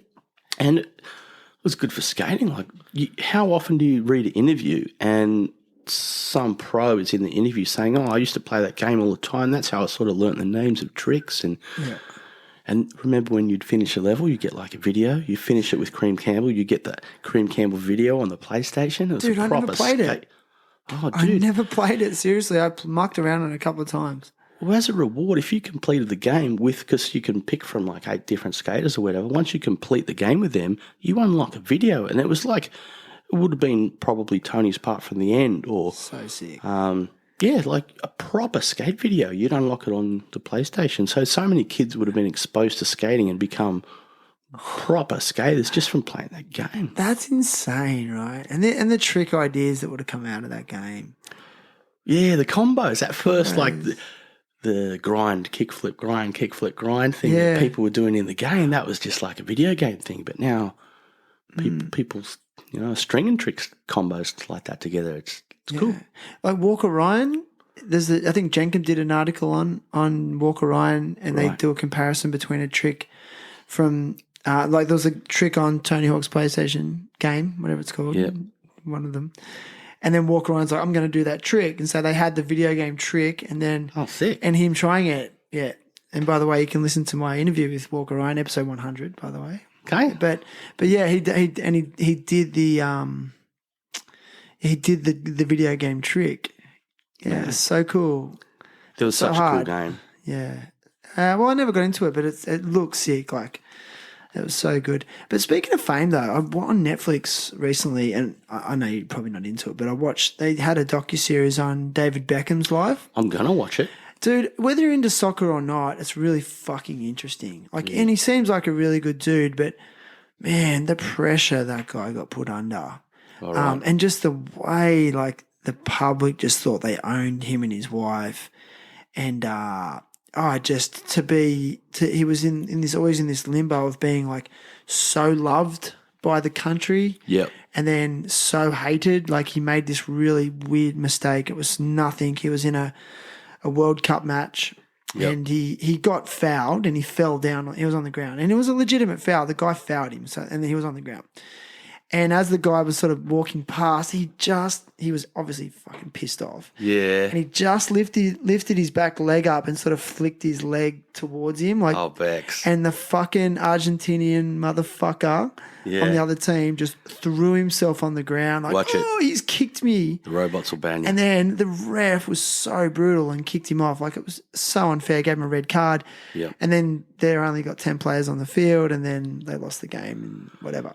I heard the public were really, or the fans, not even the public, the freaking fans were really rough to him after that when they booed him at every game he played for a while after that for a year. Like death threats they were sending, like, because his receptionist was there and they're sending letters with bullets in it and stuff. And then they'd chant, at his games they were chanting, like 70, 80,000 people chanting, "Posh Spice," his girlfriend, "Posh Spice takes it up the arse." Like, imagine 80,000 people talking about your girlfriend like that. That's fucked. It's so disrespectful, man. And all of the glory that he's given them up to that point where he gave away that penalty, that's piss weak. Honestly, I'm a rugby league fan. I know. Even though I heard you shitbag rugby league on the Sam Larkins episode. Anyway, we'll forget about that. I was hoping you wouldn't. Sorry. Dude, no, that's cool, man. That's cool, man. I was referring to you too when I said know. I was like, my friend's going to get the shit to you. It was actually you. I was thinking, I was like, come on, man. I thought you liked Parramatta. I like Parramatta because you like Parramatta. Oh, thanks, and dude. my dad likes Parramatta. But anyway, keep going. It's not for it. But anyway, I'm just joking. But there's been players that have had like little form slumps and stuff like that. You knew that was going to come back. Dude, I'm so sorry. Swiftly. Anyway, they've had form slumps. And you'll hear like Para fans in the crowd bagging them out and booing them and chanting stuff and writing them off on social media. I would never do that. And as a rule too, like normally if like it's Parramatta versus, let's say, filthy Penrith, or any other filthy team that's not Para, when they come out, the fans boo them. Sea Eagles. I don't do that, man. I don't boo nothing. I'll boo if there's like a real grubby, like rough tackle or something like that. Actually, I don't even boo that. I don't boo. Like, and when the competitors come, I don't boo them, and I think that's pretty whack to boo them. I clap. I'm like, dude, thanks for coming here. Para's going to kick your ass, but thanks for coming here and lining yourself up for this thing Gutho's going to make you go through. Yeah, like you got to respect the athlete, the athleticism and the hard work they've put in, and you want them to be formidable. Yeah. You don't want it to be an easy win. You don't. You want them to challenge, That's right. You want to win it fair and square. Imagine they were just useless and they just got walked all over. It'd just be boring. Right? Yeah. And if the opposition did come up, you'd be sitting around watching your players tie their boots up and do nothing. And this is what I love about the UFC, man, because there's so much mutual admiration and respect most of the time. Yes. Because both athletes know how hard the other one's worked, and they're just warriors, modern day gladiators. Like footy players are gladiators, and like modern day gladiators, and same with fighters. They really are. Yeah. I mean, I don't have the courage to put myself in those situations. Oh, dude, it'd be so hard. You see some of the beatings they take, like the fighters and the rugby league players. They take a beating, they still get up, but you can tell they're just like, oh, fuck me, man. And you're like, they would probably really just like to go and lay down. But just like you're so exposed, like you're having a bad day. If you're having a bad day or you do something stupid, imagine having that many people witnessing it. You got nowhere to hide. It'd suck. Every eye on you, cameras on, like it's being recorded. So, Yeah. It's going to be on the news, like a really blatant knock on or something like that, losing a game on the news. People are going to bag you out. But back to Beckham, man, that's really sad. People bagging him out. It's countrymen bagging him out.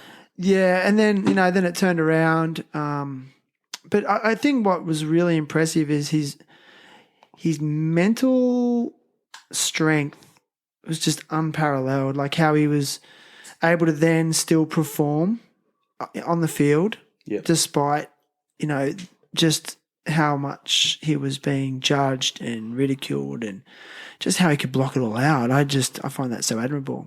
Yeah. Same with the street league guys. Like that was one of the biggest things that stood out that day in Sydney, where it's like, how are those guys blocking out the pressure when you're about to roll up to a 10-stair rail in front of all those people? And then really you get one shot, or you get 5 shots. Yeah. Mate, Niger thrives on it. He loves it. I've seen him in Street League. I've seen him so many times when it's down to that one last trick. Yeah. I've seen him win the whole comp with one trick. He just does something amazing. Amazing.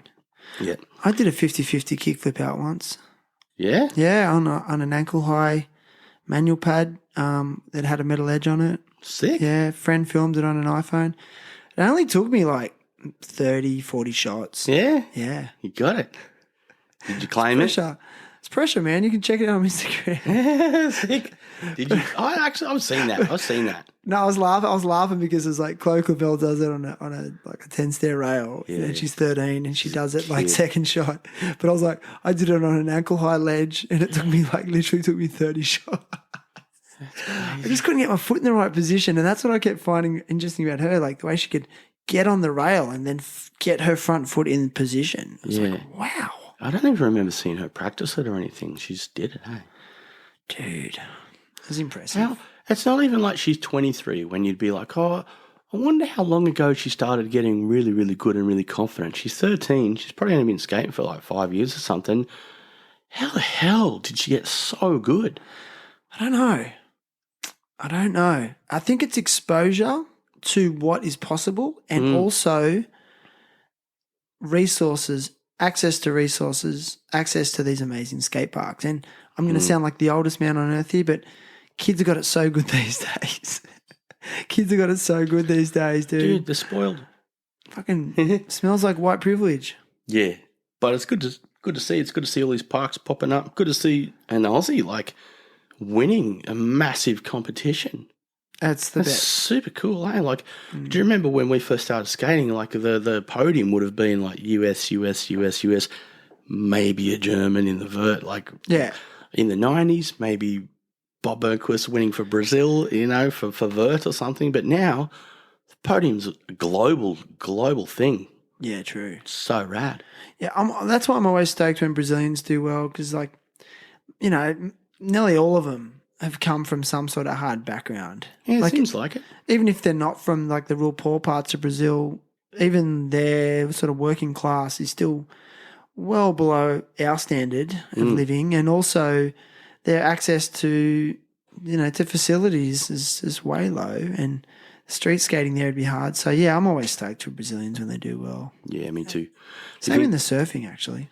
Do you think that would drive them? Like a young dude who's pretty good at skating, like maybe they live in a favela, like a rough neighborhood or something. Imagine them seeing some of their peers like David Gonzalez and Bernquist from before, and these Brazilian skaters that are starting to make money and get out of rough neighborhoods and that. Do you reckon that would just make them think like, I've got to go hard, I've got to get this, I've got to skate hard, I've got to try hard tricks, I could get out of this joint? Yeah.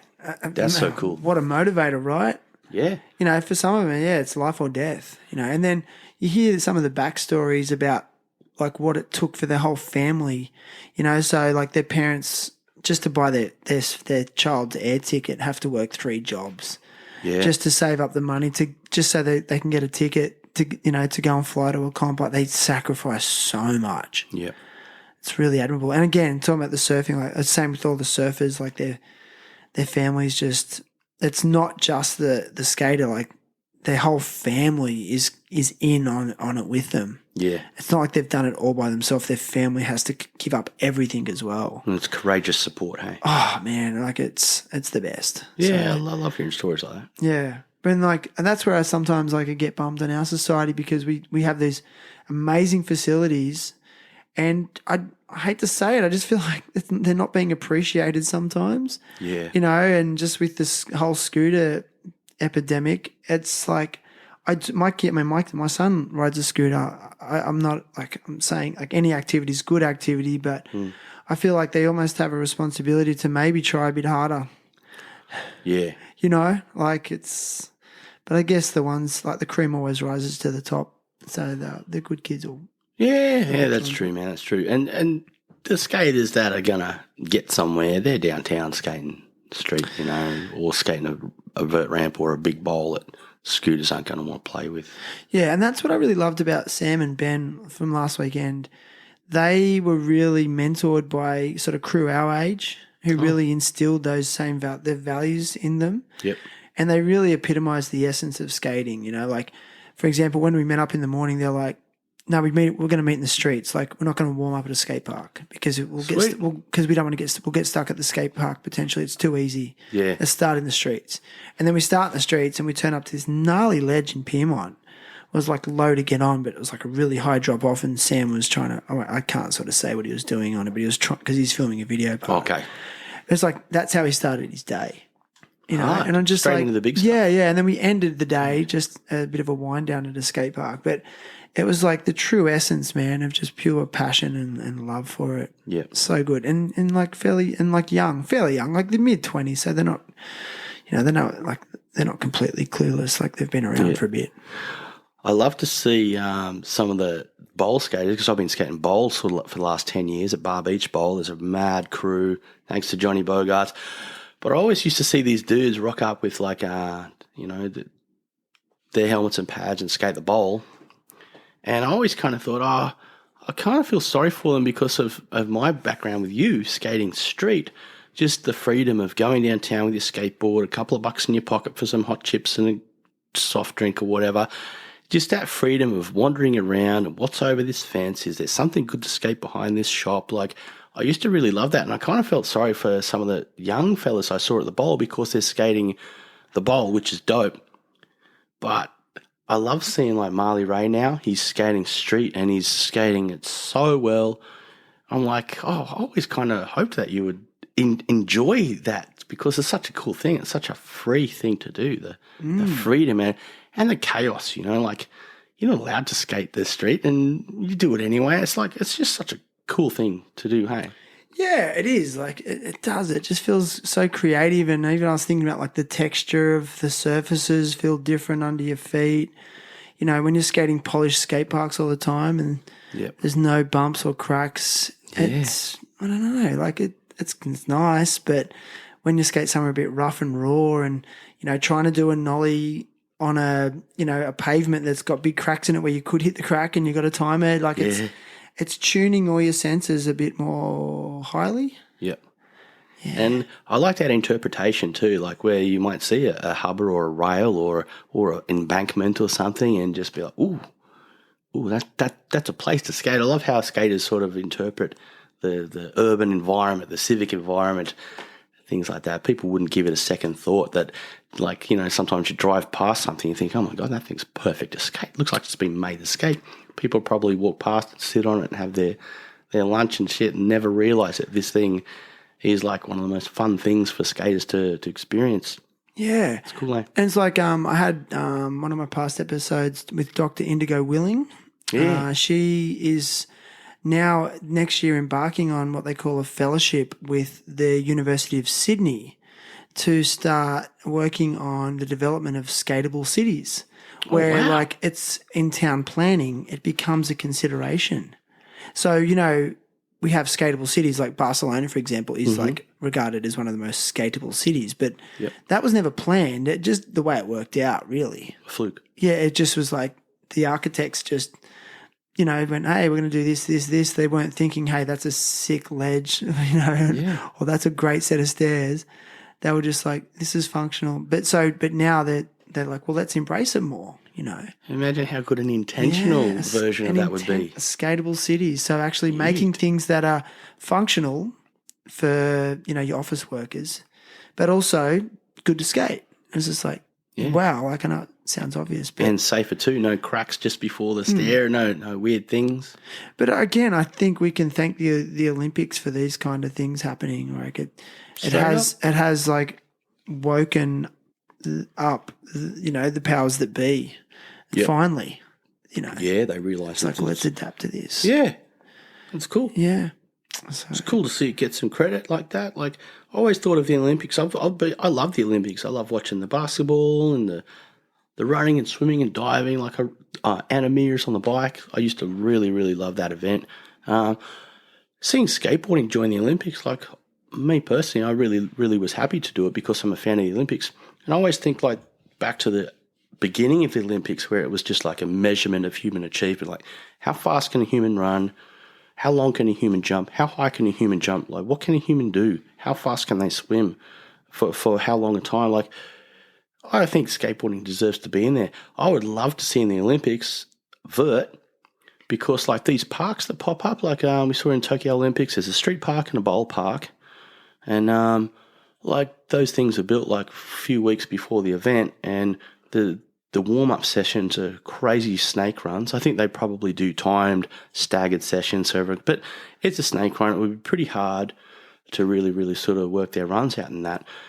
I would love if vert was in the Olympics, because pretty much any country could build that vert ramp. And they'd have like an Olympic standard, a certain radius, a certain height, a certain coping. Like any country could build that ramp, and you might see like maybe in 12 years' time in a few Olympics, is that? Olympics.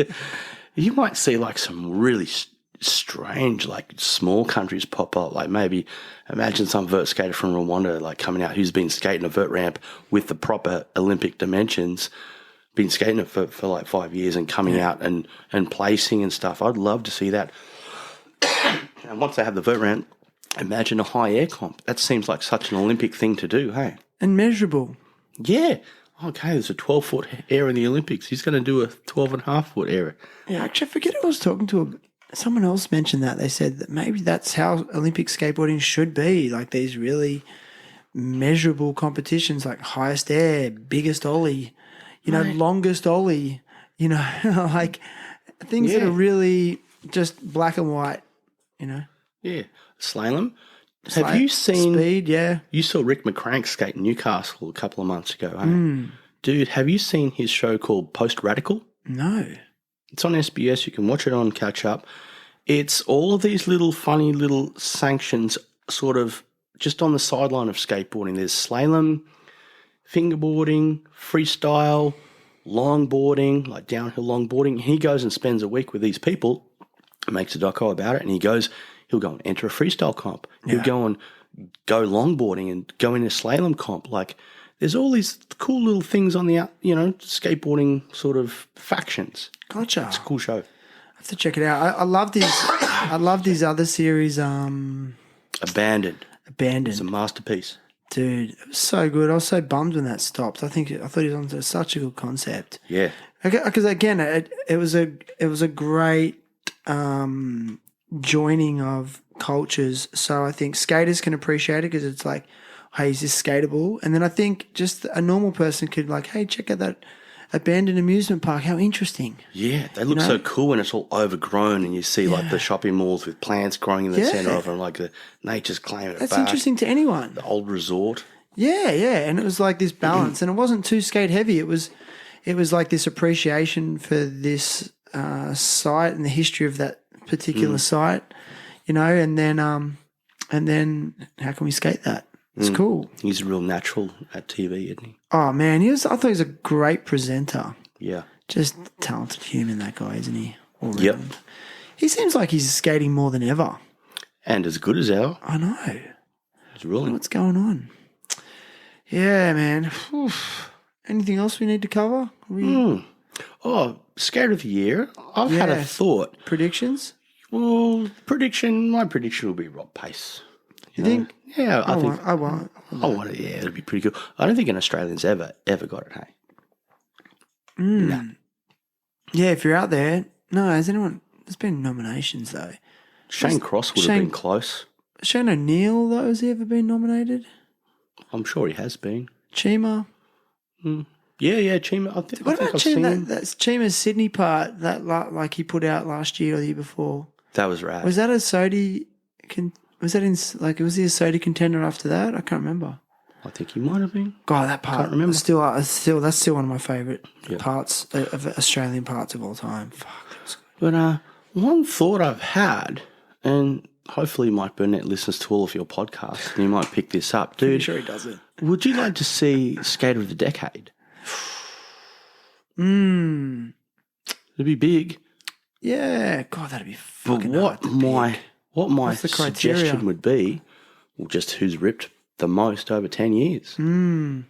What my suggestion would be too, let's just say that for the 2020s, they were like, all right, New Year's Eve 2030, whatever it is, 2029 into 30, we're going to do the very first ever Skater of the Decade.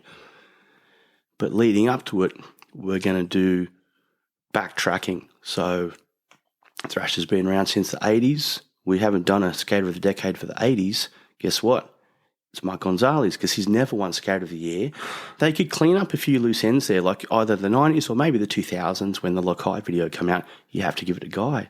90s, Costin, he changed skateboarding so much. He perfected it so much in the 90s. Wouldn't you love to see them go back and tie those loose ends? Because Gonz and Mario should have had a Skater of the Year before. I can't believe Gonz and Guy Mario haven't had one. But anyway, I like that. I was just thinking, I really do think they need over 40s SOTY, because I just feel like there's just been this rule, in the last decade, of just this resurgence of people skating really good in their 40s and beyond, 40s and 50s. Yeah, I think there should be a SOTY for best in their 40s or 45. Reynolds. Who would you give it to? I mean, Reynolds is still ripping. Reynolds. So many guys are ripping in their 40s and 50s now. It's just like the game's changed. There was always this idea that, you can't really skate anymore after 30, but it's just, it's not true. Bucky. Dude, he might be 50 or almost 50. But do you think, transition saves the joints a little bit? Although he takes some hard They're slams. knee sliding all the time. That sucks. There's still not that impact. They're not, jumping off shit. Oh, man, if they bail on a big air, it's like you watch them at the bowl too. You watch them, it's like they put the sole of their foot on the vert and then they drop to their knees. Yeah. They'd kill. Imagine trying to trick for an hour and doing that knee slide all the time. It'd be so bad. It's true. Yeah. I think, Reynolds, for me, though, the amount of shit that guy threw himself down, and the fact that he's still, skating hard at his age, I think that's super impressive because, he threw himself down some shit. Oh, fuck yeah. He still seems to do it. But he's not doing it so much, but I feel like he's like a fine wine. I just love watching him skate, Yeah. Obviously, I mean, Markovic has been kind of like the highlight of the last few years. Like he's in his 50s now and still putting out clips. I think Ron Allen, he'd be 60, right? Easy. Still skates? Yeah. I seen footage of Gons doing a nose slide down on the Mini Hubbard today. Really? Yeah. Sick. He can still do switch 360 flips. Gons? Yeah. He can't do switch 360 flips. Did one very recently. Really? Yeah. Just on. Oh, Yeah. really? No way. Gone still shreds. Yeah. So I don't know. Yeah. SOTY. Skate of the decade. Skate of the decade sounds good. Skater SOTY, the 40 plus SOTY. Masters SOTY. That'd be cool, eh? 50s. Master of the year. It's good. I just think like skaters are just looking after their bodies more and they've realised that, hey, if you eat well and stretch and look after yourself, you can extend your time on board. It's what Reynolds did. He sobered up and drinks water and stretches. Yeah, he does, man. Yeah, I love Reynolds. Reynolds is, for me, I think Reynolds and Guy Mariano, they're my people. Yeah. They're my standouts of all time. Guy's my favourite.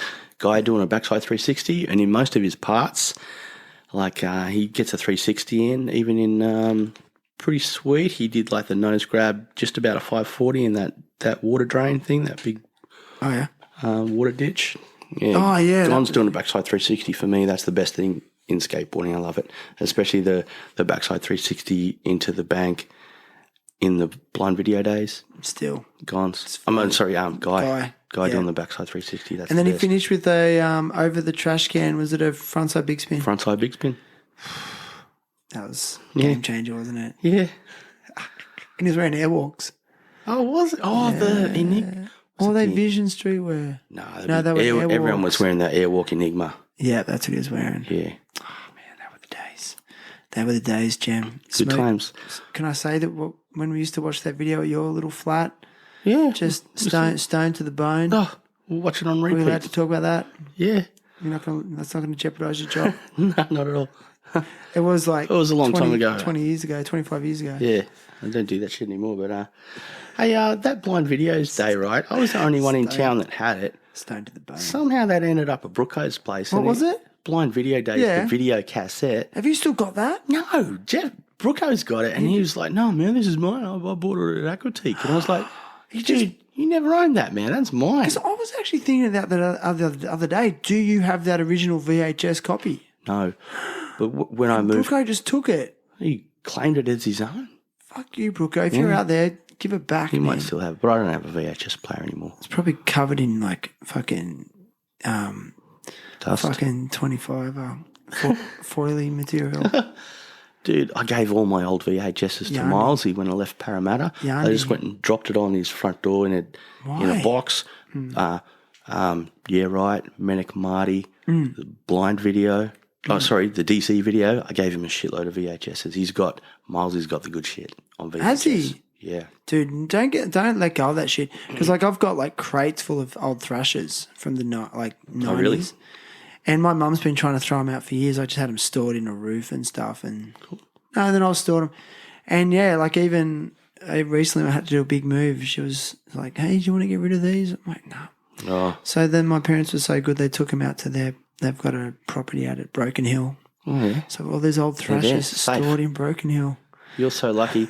You know, I remember I had every single Big Brother magazine. Dude, have you still got them? Well, here's the thing. Similar story you to yours. You introduced me to Big Brother. Yeah, Big Brother was the best. Similar story to yours. Like I left it at my dad's place. Yeah. And when he moved, he chucked them all out. It's like, fuck these magazines. Big Brother. All of Fuck. them. Like the one with the ring binder, all the really my weird God. shaped ones.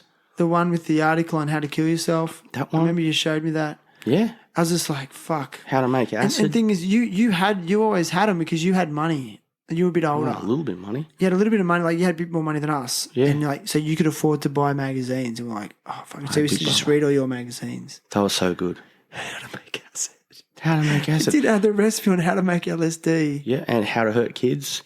I put razor blade in apples. But it was the birth of Jackass. Like, I'll Fucking never nice. forget the day that the article on some guy, Johnny Knoxville. Like, who is this Johnny Knoxville? Shooting himself with a, where he had a bulletproof vest on and Bulletproof shot vest, himself in the chest. Taser, mace, all of that shit. That was in Big Brother way before it was on Jackass. Before TV. Larry Flint bought it. Yeah. And then it got soft after that because they got all these rules. Larry Flint. Well, when Big Brother first came out, you could only buy it in skateboard shops, and it had no sort of Australian media ruling or rating or anything. It was just in a skateboard shop. It was filthy. There's all crazy stuff in it. When Flint bought it, LFP, it was available then in the news agency, so they had to go undergo like media sort of content ratings and restrictions and stuff. Couldn't do any more stuff on how to kill yourself or how to make LSD or how to score crack. How to score crack. Okay, here's a question. Like, we read those magazines. Did we try and make LSD? No.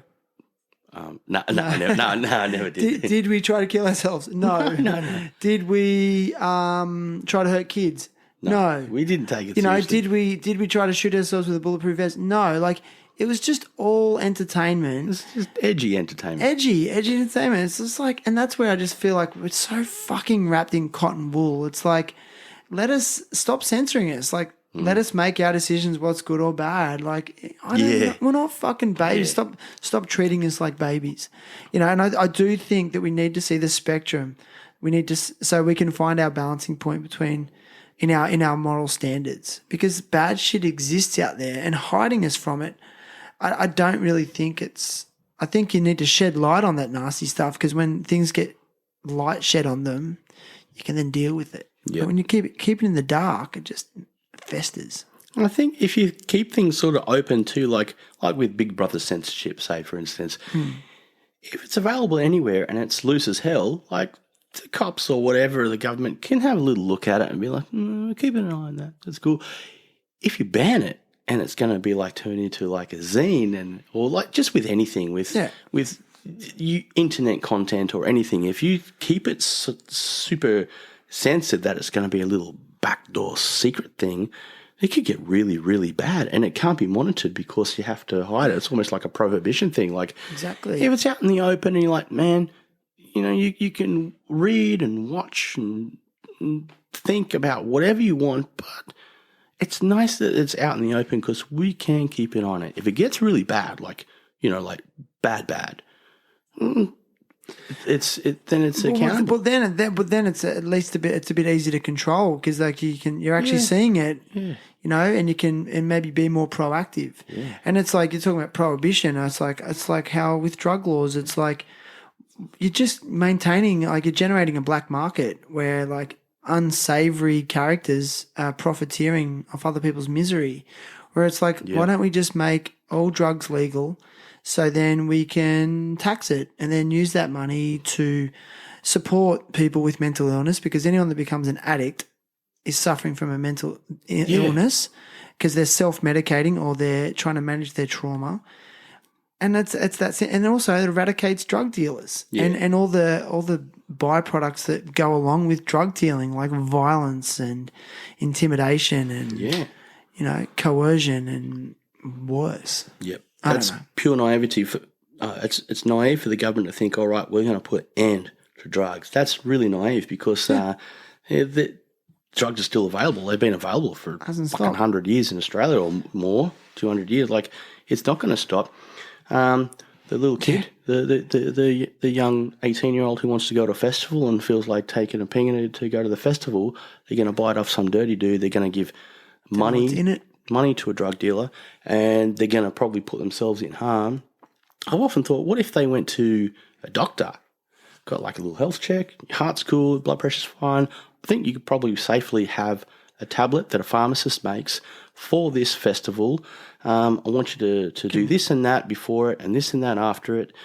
Here's a prescription. Go and get an ecstasy tablet. You can have 2 at the concert. I don't want you to take them more than this far apart. It's got a measured dose. Yeah.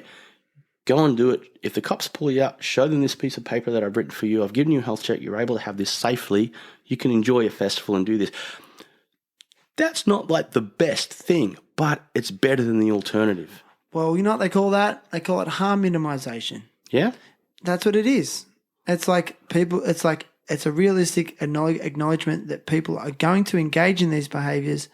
So instead of like fighting it, how can you just reduce the harm? And that's exactly what that is. I like that.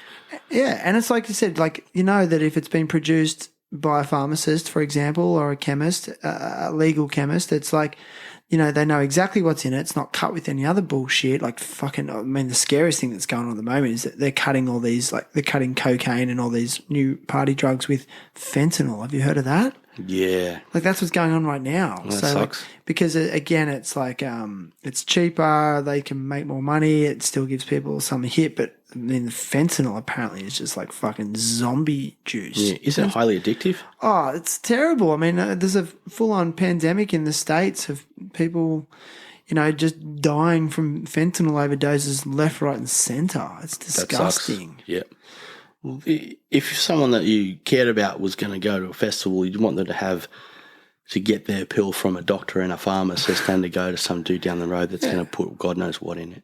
Yeah, but have you heard the stories about, you know, like, I don't know if it's happening so much, but dudes turn up to festivals, they know they've got pingers on them. Yep. Or other thing, and then there's like sniffer dogs at the gate, and then they freak out. Down so they them all. just dump them. And boom, they've just fucking, you know, then they're dealing with ODs, and then like the ODs out in the park. Like, it's just like, give me a break. Yeah. I don't know. Just some observations. Yeah, it seems like, you know. Yeah, but the whole war on drugs thing, like, newsflash, it doesn't work. You lost the war. You knock a soldier down, there's going to be another soldier coming in with drugs to It's sell. not working. It's not working. It's not working, dude. Yeah. So I like our idea. I think it's the most pragmatic idea. Yeah. Like, I mean, and you know, and I'm dead serious here. Like, fundamentally, like, if you, okay, some of those more illicit chemical drugs, okay, if you don't want to make them legal or whatever, that's another story. But like cannabis, give me a fucking break. Like, I don't smoke weed. I'll never smoke weed again. It doesn't work for me. I don't like it. I do like CBD oil, but I'm just kind of like, why the fuck is it not legal? It's got medicinal uses. I mean, it's legal in other countries. It's fully boosted the economy in Colorado. You can like transfer that money into education, the health sector, where they're really struggling for money. But no, they want to put some dude who's got an ounce of weed on him, like they want to give him a criminal record, ruin his job prospects forever, call him a drug dealer. And then That sucks. I don't know. Imagine like the agriculture industry, if they're like, all right, it's a green light, everyone can have it in Australia. Imagine like just all of the brand new sort of harvesters and machinery and all of the industry things that would come about. I remember, do you remember Aaron Smith, the guy that we were friends with in Nowra? Yeah. His dad worked for like International Harvester or New Holland or one of those sort of, you know, those harvester companies. And I remember like this is way back in the 90s when we used to hang out with this dude. And he was telling me that his dad had like some catalogue of, just in case they legalise marijuana in Australia, there's these certain things like pizza machinery and stuff that are available to import to the country for the industry. Like, that was way back then. Like, for agriculture, it would be pretty mad. They're so good. There is some crops in Australia. Legal ones. Yeah. I've heard of one up near where I used to live, like in Inverell. There's a farm up there. I don't know anything about it. Like, are they allowed to sell buds or are they harvesting oil for people? Medicinal? I think, yeah. Like for people with, cancer treatment and stuff like that. You know, it's much easier to get medicinal marijuana now than it's ever been. In Australia? In Australia. Okay. Yeah, Do you know? you can get prescribed. Yeah, like it is much easier than it's ever been. Okay. But it's still not that easy. And then you have to buy it from a certified medicinal marijuana dispenser. And it's like super expensive. Oh, really? So it's like people who are living with chronic, illness, or terminal illness, and sometimes that could be years, there's this heavy financial drain. It's not subsidised by the government. It sucks. I don't know. Solving the world's problems again, Jeremy. Solving all those problems on the microphone, man. I love it. Getting it done. Yeah, just one more thing about the cannabis thing. My mum's friend died of leukemia a couple of years ago, and literally in her dying days, the only thing that improved the quality of her life was cannabis oil. Okay, rubbed into the bottom of her feet. And this is like a Christian woman who would have never broken the law in her life. And at the time, like she couldn't get a medicinal marijuana prescription. So they actually went and did it illegally. Got it. And these are the nicest people on it. And in the end, she decided to stop using it because she decided that she didn't want to die doing something illegal. Oh, dude, that's so sad. You know? But it made her it just feel didn't so much sit better, right with right? her morals. But I just was like, what? Like, how's that for being just, just something wrong in our society? It is so wrong. Like, it would be so easy to be like, okay, this is a good thing, isn't it? Like, why wouldn't you let it happen? I know. Anyway. So let's. Do you want to wind it up? Are we done? Wind up, dude. Okay, Until next time. We'll see you next week. Hey, wasn't it your anniversary yesterday? Yeah, 15 years married. Congratulations to Thanks, you Mel. and the lovely Mel. Oh, she just looks after me so well. Dude, do you feel like you're punching above your weight? So far above my weight. Such a champion. I was a bum. Dude, but she sees the same dude that we all see in you, like a good human with a big heart. Yeah. Got a big heart. Like a clown. You ever been told that before? Big heart? Yeah. Don't be honest, you're a good dude. You know you're a good dude. Yeah. But listen, so stay connected to the podcast by following on Instagram, even though fuck Instagram. I probably shouldn't say that because Instagram might hear me. I'll get cancelled. The robots will cancel me. But I must admit, I really like it when people send me DMs on Instagram, and I love communicating. I've had some awesome conversations with people that way. And so, yeah, that's what I like it for. But I like I said, I'm pretty sure that I'm shadow banned on there, but whatever. Also, the THT website has been updated, so, go and check it out. You can also listen on the website, and it's actually surprised me about how many people use the built-in players to listen to the podcast through the website. It's where I'd prefer to listen if you want to, but otherwise, go and subscribe on your favourite platform. Just kind of helps the show. But while you are at the website, go and check out the sponsors and affiliate page. I've got a few new ones on there. So when you support the sponsors and affiliates of the show and buy their products, you get a discount. But also you support this podcast to help me keep going with the ongoing costs that are involved. But also I really try to pick brands and products that I believe in and I think are good. So go and check it out. I've done my research. And also tune into next week's episode with Mr. Nathan Starr. And Nathan is a skateboarder. He's an author. He's an article writer for Slam magazine, but he's also a breathwork specialist and he's an ice therapy advocate and specialist, but he's also a clairvoyant. So I'm going to hang out with him next week and it's going to be rad. So check out that episode. I'm looking forward to it. Should be fun. What do you reckon, Jem? Sounds dope. Are we done? Clairvoyant. That's rad. Dude, I know. I believe in that. Dude, do you really want to know what the future holds though? A little bit. Do you? Yeah. See, I don't even care anymore. I'm just like, I'm living in the present. That's my new mission. Yo. Just try and stay present. And I don't really want to know what the future holds because... What if it's really good? You'd be scared for nothing. It's a brutal world we live in, Jeremy. Yes. You.